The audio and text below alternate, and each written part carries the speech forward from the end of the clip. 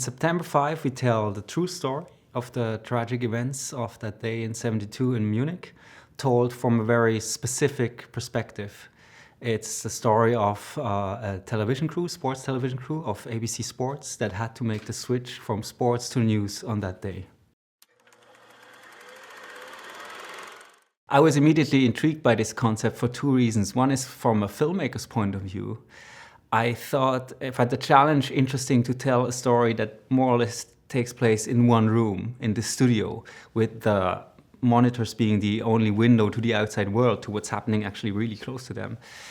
And the other thing was that as someone who's working in the media myself, I thought that I felt much more connected to tell something about the media on that day, the role of the media. ABC wants news to take over. Your sports, you're in way over your head. We're 100 yards away from where this is happening. We are the only people capable of following it live. This is our story, and we're keeping it. What do I tell the cameras? What do you mean? I mean, can we show someone being shot on live television? The interesting thing about the case of '72 in Munich is that maybe compared to, let's say, a classical newsroom drama, these were not experienced or trained journalists to report on a subject like this. These were actually sports reporters. And this we found very interesting because it would offer the opportunity to, let's say, in a way they had almost an innocent view on what was happening. And suddenly these people that were used to report on sporting events were confronted with questions like, can we show violence on TV? And what we try to do with the movie, we try to raise these questions, but we don't want to give clear answers. Because actually I think to a lot of these questions there are no clear answers. I at least wouldn't know the answer.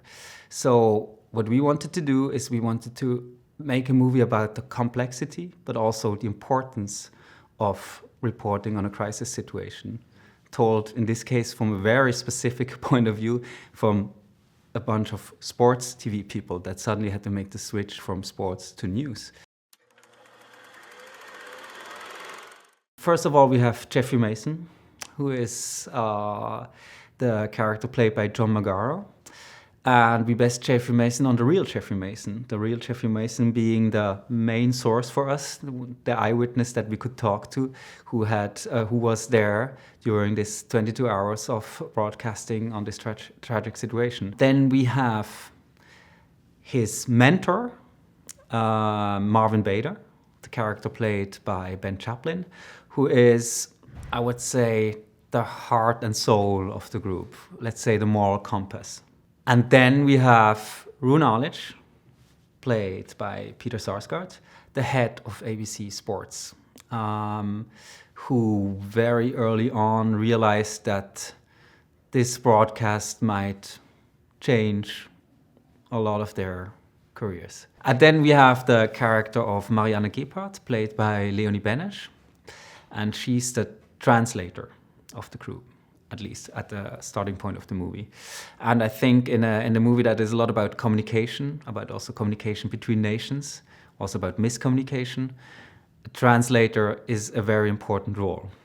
And even more importantly, she represents the new Germany of that time, the new generation that tried to free themselves for what the previous generation did.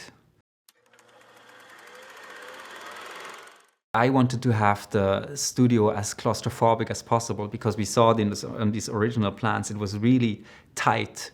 So for example, what we didn't want to have is moving walls. Usually in these sets you have moving walls so that you can position the camera a little bit more comfortable. And I didn't want to have that. I wanted to have the opposite. I wanted to have this claustrophobic feeling.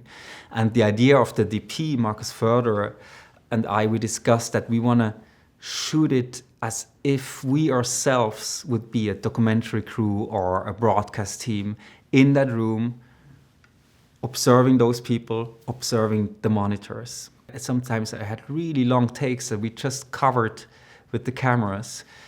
This led to a lot of material, And I think that editor Hans-Jörg Weisbrich was crucial on shaping then the film in the editing. And he was essential in finding the right tone for the movie. I like working with Marcus so much, and I'm sure this is also the reason why his producers love to work with him, is he always thinks from the story, you know? It's never about him getting the best setup or so. It's always about what helps really the actors and what helps the story. For example, something that I found really amazing is that he had a very clever concept on how to light everything from the ceiling so that we could freely move around with the cameras. And if John McGarr wanted to go suddenly from there to there, we could follow him, and the setup Marcus did was so perfectly planned that we could just 360 degrees pan around with the cameras and capture that energy. The movie, although it is more than 50 years ago that this happened, it feels very relevant for today, because while the technology might be a different one today, these moral questions are still the same. And while maybe today everyone has a camera and a TV in their pocket, it is interesting to take a step back and look at how that was for the first time covered in live television. So I think ideally we want to raise some questions. To a lot of these questions I wouldn't know the answer myself, but ideally the audience walks out of the movie and would talk about and think about how we consume media today.